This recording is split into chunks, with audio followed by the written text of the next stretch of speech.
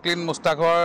নেতৃত্বত আজি আমি এটা দলে আহি বিশ্বনাথ চাৰিআলি সদৰ থানাত আহি আমি আজি এখন এফআইআৰ প্ৰদান কৰিছোঁ আৰু এই এফআইআৰ অকল বিশ্বনাথতে নহয় সমগ্ৰ অসমতে আমাৰ NSY আজি ল'ৰাখিনিয়ে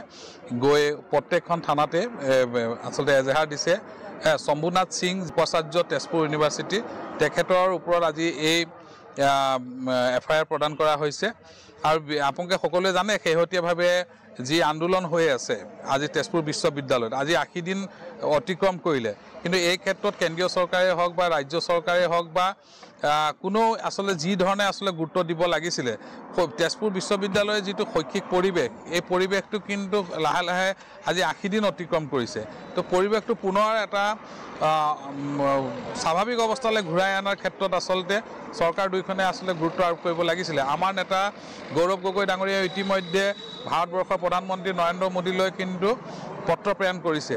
তাৰ উপৰিও আমি বিভিন্ন ধৰণৰ তেজপুৰ ইউনিভাৰ্চিটিৰ যি ঘটনা হৈ আছে ইয়াৰ কিন্তু আমি গৰিহণা দিছোঁ আমি এই ধৰণৰ যিখিনি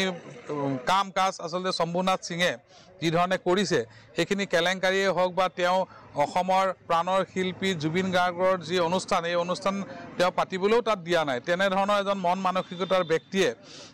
এই ইউনিভাৰ্চিটিখন কেনেকৈ আগবঢ়াই নিব বা সাৰ্বঙ্গিক উন্নয়নৰ ক্ষেত্ৰত কেনে ধৰণে কাম কৰিব ইয়াক লৈ আসলতে ছাত্ৰ ছাত্ৰী আৰু শিক্ষক সমাজে বিশ্ববিদ্যালয়ে চিন্তিত আৰু তেওঁলোকে আজি সকলোৱে মিলি আন্দোলন কৰিব লগা হৈছে ছাত্ৰ সমাজে হওক শিক্ষক সমাজে হওক সকলোৱে কিন্তু উপাচাৰ্যগৰাকীৰ বিৰুদ্ধে প্ৰতিবাদ কৰিছে তো এই প্ৰতিবাদৰ যাতে এটা সমস্যা সমাধান হয় আৰু যি পদক্ষেপ গ্ৰহণ কৰে যাতে ইউনিভাৰ্চিটিখনৰ কাৰণে যাতে ভাল হয় তাৰে আমি কামনা কৰিছোঁ শম্ভুনাথ সিঙৰ ক্ষেত্ৰত আমাৰ যি এফআইআৰ এই এফআইআৰ আজি আমি প্ৰদান কৰিছোঁ